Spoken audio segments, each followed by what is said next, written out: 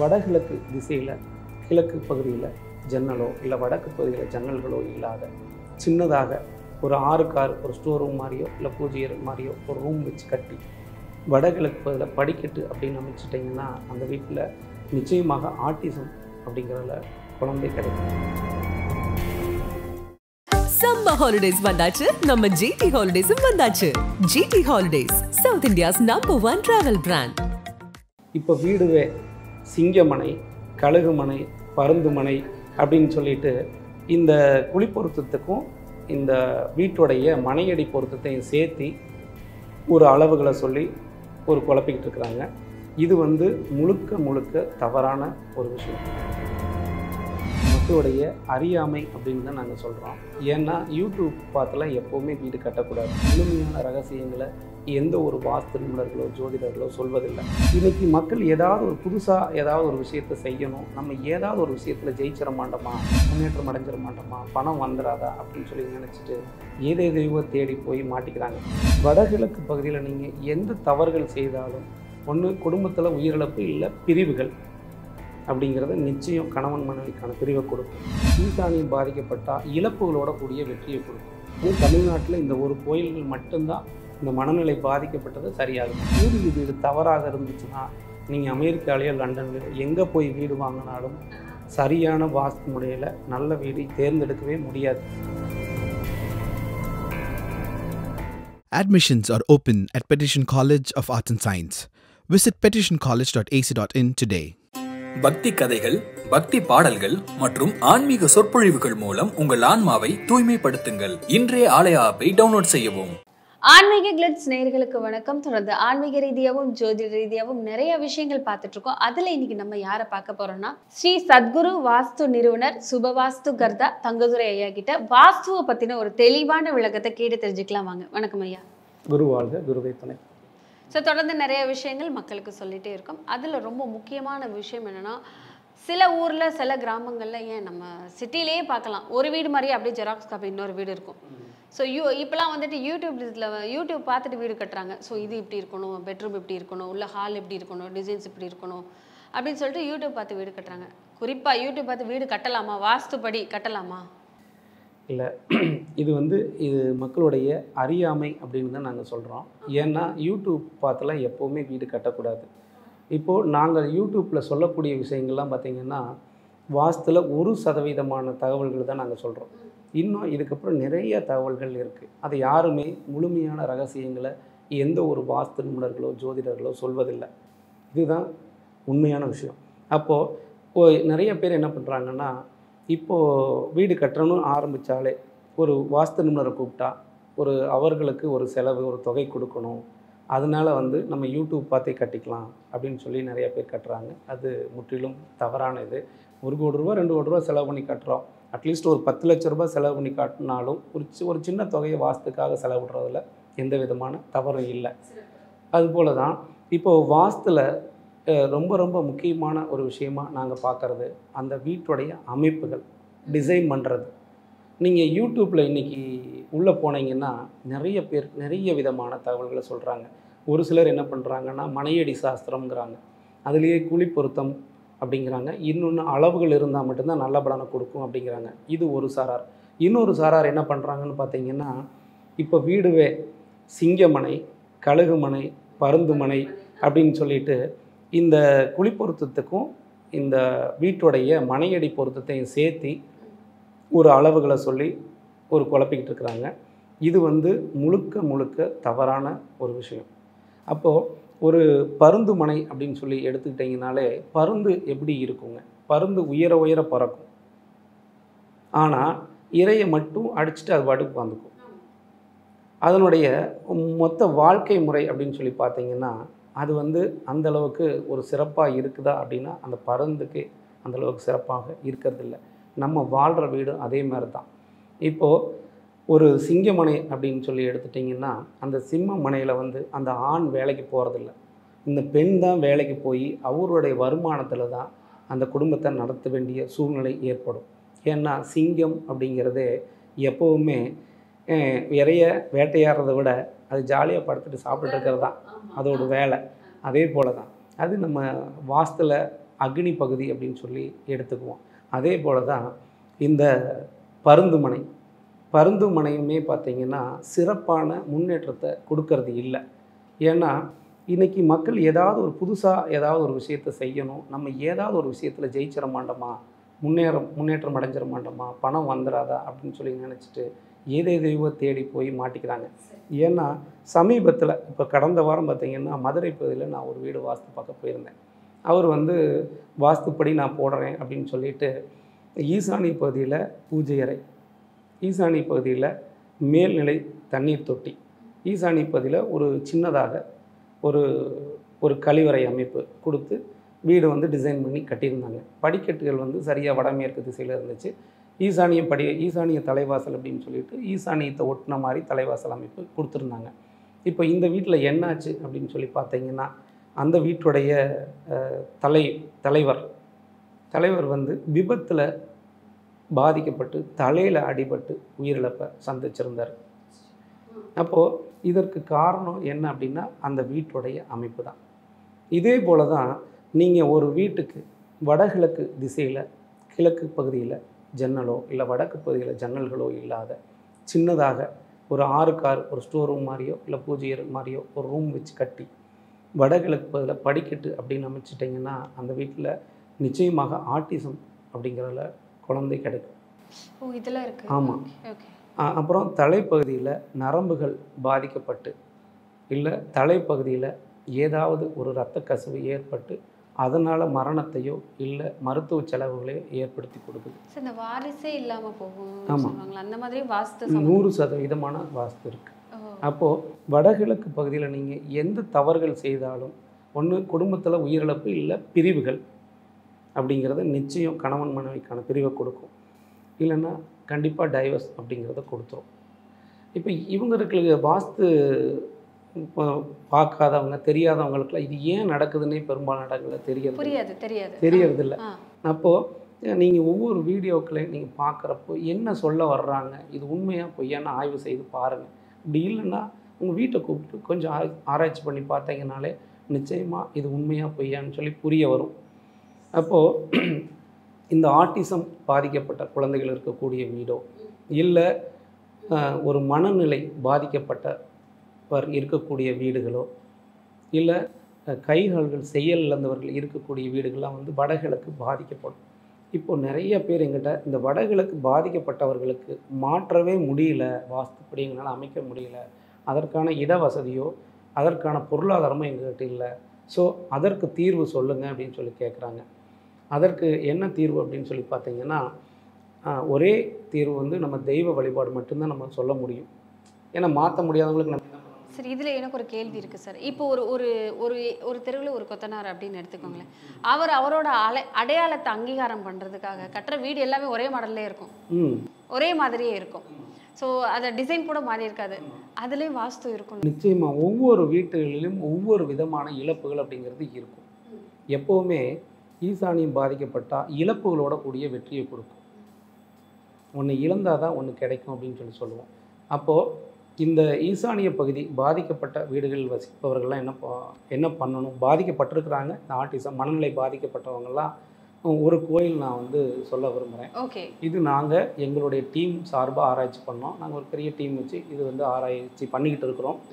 அப்போது அதில் மிகச்சிறந்த கோயில் அப்படின்னா கள்ளக்குறிச்சி பக்கத்தில் வீர ஐயனார் கோயில்னு ஒன்று இருக்குது. வீர ஐயனார். ஆமாம், வீரங்கி ஐயனார். வீரங்கி. ஆமாம். அங்கே என்ன பண்ணுறாங்கன்னா இந்த மனநிலை பாதிக்கப்பட்டவங்களை கொண்டு அந்த கோயிலை விட்டுருவாங்க. அவங்களுக்கு பெரும்பாலும் ஒரு சிலருக்கு 10 நாள்லேயே சரியாகி அவங்க வீட்டுக்கு அனுப்பிச்சி விட்டுறாங்க. ஒரு சிலர் 1 மாதங்கள் அங்கே தங்கி இருக்காங்க. அவர்களுக்கு மனநிலை சரியாக விடுவதாக அங்கே இருக்கக்கூடிய பூஜை செய்யக்கூடியவர் அங்கே அந்த கோயில் நிர்வாகிகள் எங்களுக்கு கூறினாங்க. ஸோ நாங்களும் அங்கே போய் இதை பற்றி ஆய்வு செய்தோம். அங்கேயே என்னோடய டீம் மட்டும் அங்கே இருக்காங்க. அவர்கள் தொடர்ந்து கிட்டத்தட்ட ஒரு 15 ஆண்டுகள் அங்கே வசிக்கிறாங்க. அவங்க நேரடியாக ஆய்வு செஞ்சதில் இது 100% உண்மை. எனக்கு தெரிஞ்சு தமிழ்நாட்டில் இந்த ஒரு கோயில்கள் மட்டும்தான் இந்த மனநிலை பாதிக்கப்பட்டது சரியாகுது. சார், இந்த ஒரு பள்ளிவாசல் தர்கா கூட சொல்லுவாங்க, மனநிலை பாதிக்கப்பட்டவங்களை அங்கே கொண்டு போய் விட்டுட்டு வந்தால் ஏர்வாடி தர்கான்னு சொல்லுவாங்க. ஆமாம். ஸோ அங்கே விட்டு இருந்தால் எத்தனை நாள்லையோ சரியாயிருந்த மாதிரி ஒரு கோயிலும் இருக்குது. அது கோயில் இருக்குது. இப்போது முஸ்லீம்கள் இஸ்லாமியர்களுக்கு எடுத்துட்டிங்கன்னா ஏர்வாடி தர்கா அங்கே என்ன பண்ணுறாங்கன்னா செயலில் கட்டி வச்சுருப்பாங்க. ஆனால் இந்த கோயிலில் வந்து அந்த மாதிரி பெருசாக கட்டி வைக்கிறதில்ல. இது நல்ல பெரிய இடம், பறந்து விரிந்து இருக்கக்கூடிய இடம். நார்மலாக தான் இருக்கிறாங்க. பட் அங்கே வந்து இருந்து அவர்களே வந்து 3 வேளையும் வந்து உணவு கொடுக்குறாங்க. அதுக்கு எந்த சார்ஜ் பண்ணுறதில்ல, இலவசம் தான். அங்கே இருந்து டெய்லி வந்து சாமி தரிசனம் பண்ணுறதுக்கு அவங்களுக்கு ஒரு சில விஷயங்களை சொல்லி கொடுக்குறாங்க. அவர்களாகவே 1 மாதத்துக்குள்ளாகவே நல்ல ஒரு முன்னேற்றத்தை அடைஞ்சிறாங்க. மனநிலை வந்து நல்ல ஒரு மாற்றம் கிடைச்சி வீடு திரும்புகிறாங்க. இது இப்போ தொடர்ந்து நடந்துகிட்டே தான் வருது. சிறப்பு. இதை வந்து இப்போ நம்ம காணொலி வாயிலாக பார்க்குறவங்க வந்து முயற்சி செஞ்சு பாருங்கள். நிச்சயம் 100% பலன் கிடைக்கும். கண்டிப்பாக நிறைய பேருக்கு தெரியாது. நிச்சயமா. ஸோ நம்ம காணொலி மூலமாக தெரிஞ்சுப்பாங்க. பக்கத்து வீட்டை பார்த்து அந்த மாதிரி வீடு கட்டணும் அப்படின்னு சொல்லிட்டு சில பேர் வீடு கட்டுப்பாங்க. இந்த மாதிரியே கட்டணும்ப்பா, படி வாசல் இப்படி வச்சிருக்கிறாங்க, கதவு இந்த மாதிரி போட்டிருக்கிறாங்க, இப்படியே கட்டணும்ப்பா அப்படின்னு சொல்லிட்டு கட்டுவாங்க. அது நல்லதா இல்லை அது அவங்க வாஸ்துப்படி அவங்களுக்கு ஏற்ற மாதிரி கட்டியிருப்பாங்க? ஸோ அது மாதிரி நம்ம கட்டினா அந்த வாஸ்து தவறான வாஸ்துக்கான பாதிப்பு நம்மளை பாதிக்கும். இது எப்போவுமே நம்ம வந்து பக்கத்து வீட்டுக்காரங்க பார்த்து வீடு கட்டுறது அப்படிங்கிறது முழுக்க முழுக்க தவறு. இதுக்கு ஒரு எடுத்துக்காட்டு சொல்கிறேன். சமீபத்தில் வந்து பார்த்திங்கன்னா சேலம் மாவட்டத்தில் வந்து ஒரு இடத்துல வாஸ்து பார்க்க போயிருந்தேன். அவங்க ஒரு மிகப்பெரிய ஒரு தொழிலதிபர். அந்த மாவட்டத்திலே ஒரு மிகப்பெரிய தொழிலதிபர், கல்வி நிறுவனங்கள் ஆகட்டும், அதே போல் தொழில்துறையிலே வந்து மிகப்பெரிய அளவில் இருக்கிறாங்க. மிகப்பெரிய ஒரு கோடீஸ்வரர் வீடு. அவங்க வீட்டில் வந்து மொத்த இடத்துக்கு வடகிழக்கு பகுதியில் வீடு கட்டியிருக்கிறாங்க. அதில் முதல் தலைமுறை அப்படின்னா அவங்க அப்பா தலைமுறை அப்படிங்கிற ரொம்ப சிறப்பான வாழ்க்கை வாழ்ந்துருக்கிறாங்க. ஆனால் 2ஆம் தலைமுறை என்ன பண்ணுறாங்கன்னா கடனால் வந்து மிகப்பெரிய அளவில் பாதிக்கப்படுறாங்க. இன்றைக்கி 3ஆம் தலைமுறை வந்துருச்சு. அவங்களுக்கு 2 குழந்தைகள், திருமணம் ஆகலை. இப்போது மிகப்பெரிய கடன் சுமையில் பாதிக்கப்பட்டு அவர்களுடைய சொத்தை கொஞ்சமாக விற்று கடனை கட்டியிருக்கிறாங்க. அப்போது அதுவும் கட்டினதுக்கு அப்புறமும் அதற்கு பணம் பத்தாத திரும்ப வெளியில் கடன் வாங்கி திரும்ப கடனை அடைக்கிறாங்க. இந்த கடனுக்கு வட்டிக்கு வாங்குறாங்க. அந்த வட்டிக்கு மேலே மீண்டும் கடன் அப்படிங்கிறது ஒன்று ஏற்படுது.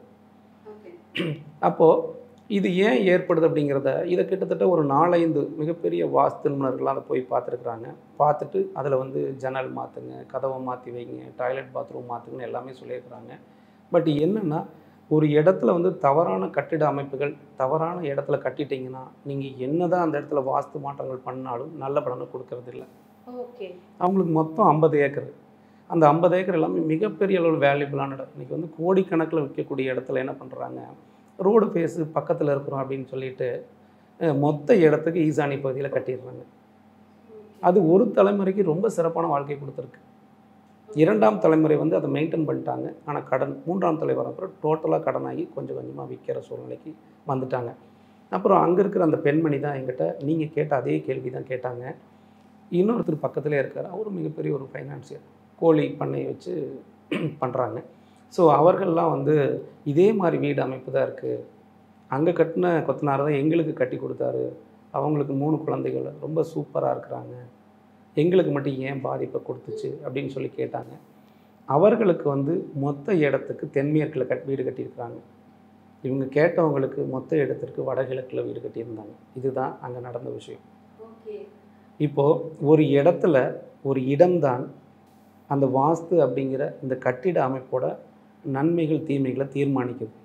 ஒரே கட்டிட அமைப்பு, கொஞ்சம் கூட மாறுபாடு இல்லை. ஒரே மாதிரி ரூமு, படிக்கட்டு எல்லாமே ஒரே மாதிரி, சேம் ஒரே மாதிரி தான். ஆனால் அந்த இடத்துல எங்கே மாறுது அப்படின்னா ஒரு கட்டடம் தென்மேற்கு திசைகளையும் ஒரு கட்டடம் வடகிழக்கு திசையில் இருக்குது. தென்மேற்கு திசைகளுக்கு இருக்கக்கூடிய கட்டடம் ரொம்ப ரொம்ப சிறப்பாக இருக்குது. வடகிழக்கு திசையில் இருக்கிறத கொஞ்சம் கொஞ்சமாக விற்றுட்டு வந்துட்டு இருக்காங்க. அதனால தான் எப்போவுமே நான் வீடு கட்டுறப்ப ஒரே மாதிரி நான் வீடை கட்டுறேன் அப்படிங்கிறதுக்கு போகாதீங்க. எந்த இடத்துல எப்படி கட்டணும், அது நம்மளுக்கான அமைப்பா அப்படிங்கிறத பார்த்து கட்டணும். இன்னொன்று, தவறான வாஸ்து கட்டடமாக ஒரு சில இடத்துல இருந்தாங்க கூட அந்த இடத்துல ஆண் வாரிசுகள் இல்லைன்னா மிகப்பெரிய கோடீஸ்வர யோகத்தை கொடுக்கும். அதே வீட்டில் 2 பையன் இல்லை 3 பையன் ஒரே பையனாக இருந்தால் மிகப்பெரிய அளவில் பாதிப்பையும் ஏற்படுத்தி கொடுக்கும். எனக்கு ஒரு கேள்வி கேட்கணும் இருந்தது சார். பூர்வீக சொத்துன்னு ஒன்று இருக்கும். காலகாலமான பூர்வீக சொத்து இருக்கும். தாத்தா பாட்டியோட சொத்து இருக்கும். அவங்க பெத்த பிள்ளைங்க இதை விற்கிறதுக்கு வந்துட்டு நிறைய தடவை ட்ரை பண்ணியிருப்பாங்க. ஆனால் அவங்களால அதை விற்கவே முடியாது. கடைசி வரைக்கும் பார்த்தா அந்த சொத்துக்கு உரிமையாளர்கள் மட்டும்தான் அந்த சொத்துல இருக்கிற மாதிரியான சில விஷயங்கள் இருக்கும். இதுக்கும் வாஸ்துக்கும் ஏதாவது சம்பந்தம் இருக்கா? 100% வாஸ்துவுக்கும் இதற்கும் பூர்வீகத்துக்கும் தொடர்பு உண்டு. நான் எப்போவுமே பூர்வீகம் அப்படிங்கிறத முதல்ல சொன்னது நாங்கள் தான், எங்களுடைய டீம் தான்.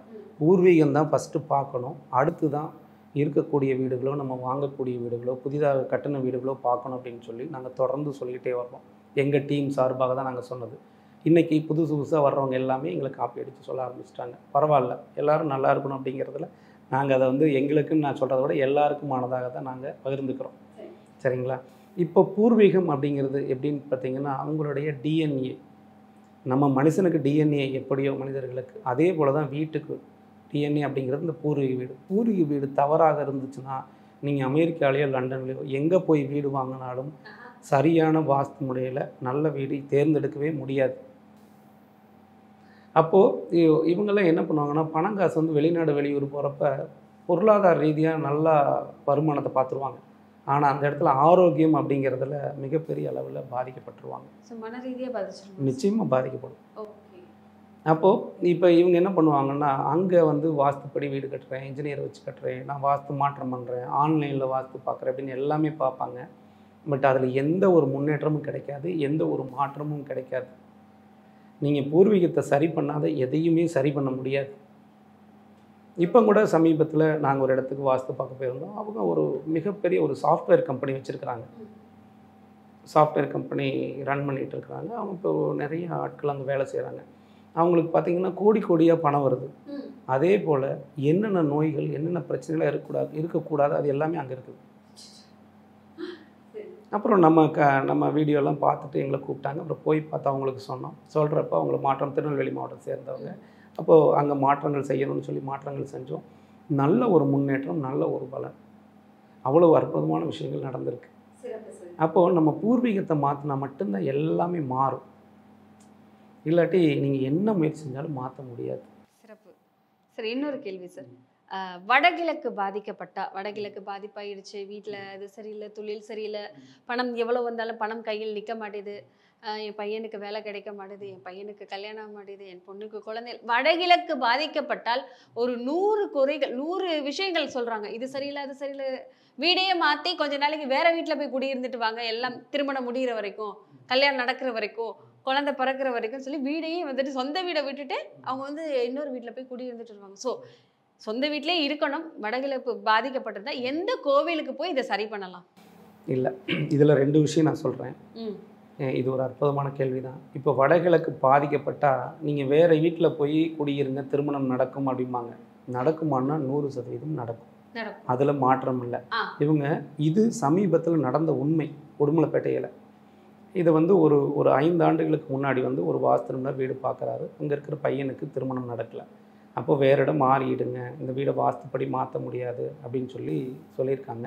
இவங்களும் வேறு இடத்துல மாறி இருந்திருக்காங்க. திருமணம் முடிஞ்சிச்சு. திருமணம் முடிஞ்சோடனே அந்த பையன் வந்து வெளியூர் போயிடுறாரு வேலை நிமித்தமாக. இவனுடைய தாய் தந்தைகள் என்ன பண்ணுறாங்கன்னா, மீண்டும் அந்த பழைய வீட்டுக்கே போயிடுறாங்க. எந்த வாஸ்து மாற்றங்களும் பண்ணலை. அங்கே போய் 6 மாதத்தில் இந்த பையனுக்கும் அந்த பையனுடைய மனைவிக்கும் 2 பேர்த்துக்கு டைவர்ஸ் ஆயிடுச்சு. இது 100% நடந்த உண்மை. இருந்த இடத்த சரி பண்ணாத நீங்கள் வெளியில் போயிட்டு வந்துட்டோம் எனக்கு மாறிடுமானாலும் மாறாது, நடக்கும். ஆனால் மீண்டும் வந்து அந்த இடத்துக்கு போகிறப்ப மிகப்பெரிய பாதிப்பை கொடுக்கும். ஒன்று வாஸ்து மாற்றங்கள் பண்ணி தான் ஆகணும், இல்லை அதை விற்றுட்டு வெளியில் போய் தான் ஆகணும். 2 விஷயம் தான் பண்ண முடியும்.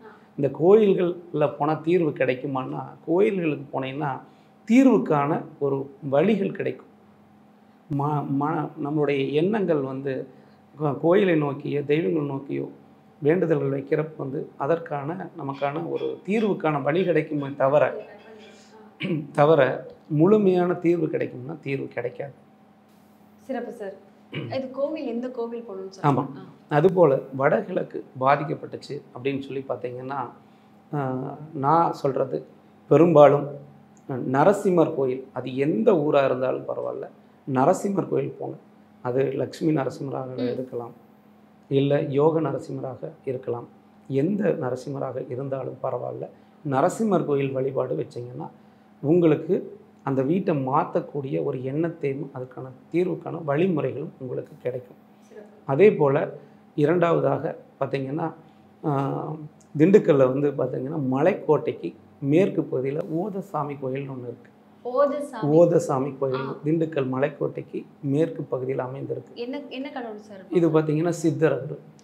இது வந்து வடகிழக்கு தவறான வீடுகள் இருக்கிறவங்க அல்லது தென்மேற்கு தவறான வீடுகள் இருக்கிறவங்க அங்கே போனீங்கன்னா நிச்சயம் ஒரு நல்ல மாற்றம் கிடைக்கும். அது வந்து பெரும்பாலும் பௌர்ணமி நாட்களில் போகணும். இல்லைன்னா பௌர்ணமி நாட்களில் போக முடியலன்னா எப்போவுமே ஞாயிற்றுக்கிழமைகளில் அங்கே போங்க. நிச்சயமாக தீர்வு கிடைக்கும். இது நிறைய பேர்த்துக்கு சொல்லியிருக்கிறோம், தீர்வு கிடைச்சிருக்கு. கண்டிப்பாக சிறப்பாக நிறைய விஷயங்கள் நம்ம இதில் சொல்லியிருக்கோம். சொத்துலேருந்து வீடு ஒருத்தவங்களுக்கு சரியாக அமையும், அதே நம்மளுக்கு செஞ்சால் அது நம்மளுக்கு சரியாக அமையாது. நம்மளுக்கு எது கரெக்டோ அதுதான் கரெக்டாக இருக்கும் அப்படின்னு நிறைய விஷயங்கள் மக்களுக்கு சொல்லியிருக்கோம். இன்னும் நிறைய விஷயங்கள் எடுத்து சொல்லிகிட்டே இருப்போம். தொடர்ந்து பேசுவோம். நன்றி. நன்றி. சம்மர் ஹாலிடேஸ் வந்தாச்சு, நம்ம ஜிடி ஹாலிடேஸும் வந்தாச்சு. GT holidays, south India's #1 travel brand. Admissions are open at Petition College of Arts and Science. Visit petitioncollege.ac.in today. மந்திரங்கள், பக்தி கதைகள், வேதங்கள், பக்தி பாடல்கள் மற்றும் ஆன்மீக சொற்பொழிவுகள் மூலம் உங்கள் ஆன்மாவை புனிதப்படுத்துங்கள். இன்றே ஆலயா ஆப்பை டவுன்லோட் செய்யவும். இப்போது ஆப் ஸ்டோர் மற்றும் பிளே ஸ்டோரில் அவைலபிளாக உள்ளது.